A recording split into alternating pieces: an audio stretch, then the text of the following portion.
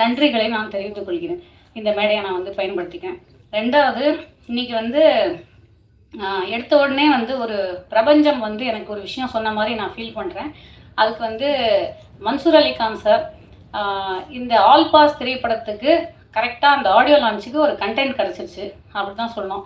ஏன்னா எல்லா திரைப்படத்துலேயும் வந்து ஏதோ ஒரு விஷயம் ஒரு ஆடியோ லான்ச்சில் நடக்கும். இன்னைக்கு வந்து அவர் பேசினது உங்களுக்கு வேணால் வந்து ஒரு இல்லை பொதுமக்களுக்கு ஒரு கண்டென்ட்டாக இருக்கலாம். எல்லாருமே வந்து வீடியோ எடுத்துகிட்டு இருந்தீங்க. ஆனால் சாருடைய ஆதங்கத்தை வந்து என்னால் புரிஞ்சுக்க முடியுது. இந்த இடத்துல நான் வந்து அவருக்கு வந்து ரிப்ளை கொடுக்கறதுக்கு நான் ஒரு இடத்துல இல்லை. அதாவது வந்து அவருக்கு வந்து ஒரு ஆன்சர் பண்ணுற இடத்துல நான் இல்லை. ஆனால் நான் இப்படி யோசிக்கிறேன் இந்த விஷயத்த. நானும் இந்த ஆதங்கத்தை நிறைய இடத்துல நான் ஃபேஸ் பண்ணியிருக்கேன். ஏன்னா ஒரு சப்போர்ட்டிங் ஆர்டிஸ்டாக பல நேரத்தில் வந்து நம்ம ஏதோ ஒரு இடத்துல நம்மளுடைய கேரக்டர் வந்து ஒரு ஆர்க்கே இல்லாமல் முடிஞ்சிரும், இல்லைன்னா வந்து இருட்டடிக்கப்பட்டுருவோமோ அப்படிங்கிற மாதிரிலாம்.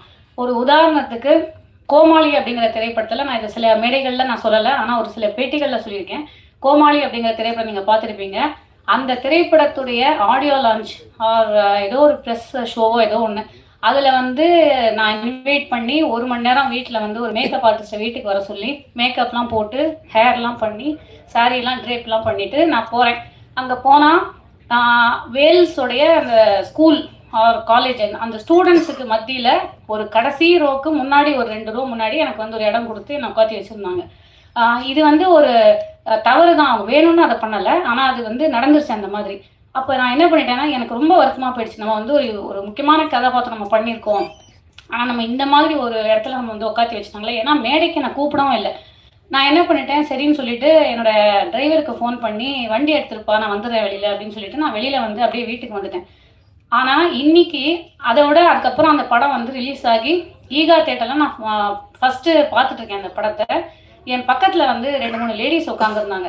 என்னோட சீன்லாம் வரும்போது அப்படியே என் கையை பிடிச்சிட்டு அந்த அம்மா வந்து கரன்னு அழறாங்க அப்படியே.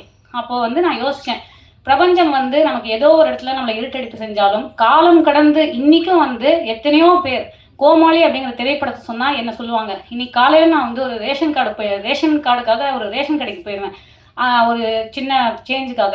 அந்த இடத்துல கூட அந்த கோமாளி படத்தை வந்து சொல்கிறாங்க. அப்போ ஏன்னா நான் என்ன நினைக்கிறேன்னா, ஒரு ஆர்டிஸ்ட்டுக்கு எங்கே நம்ம இருட்டடிப்பு இந்த இதுக்குள்ளே நடந்தாலும், ஒரு இடத்துல நமக்கு வந்து இருட்டடிப்பு நடந்தாலும் நம்மளுடைய ஒவ்வொரு கதாபாத்திரமும் காலம் கடந்து நிற்கும். அதனால் வந்து அந்த ஆர்கானிக்காக மக்கள் மத்தியில் நமக்கு கிடைக்கக்கூடிய செல்வாக்கு அப்படிங்கிறது யாருமே இருட்டடிப்பு செய்யவே முடியாது. பிரபஞ்சம் அதை வந்து பார்த்துக்கொள்ளும். இதை வந்து நம்ம பாசிட்டிவாக சார் நீங்கள் வந்து வருத்தப்படாதீங்க, உங்களுடைய ஆதங்கம் எனக்கு புரியுது. ஆனால் இதுதான் வந்து உண்மை. காலம் கடந்தும் நீங்கள் வந்து செஞ்ச ஒவ்வொரு கேரக்டரும் உங்களுக்காக நின்று பேசும்.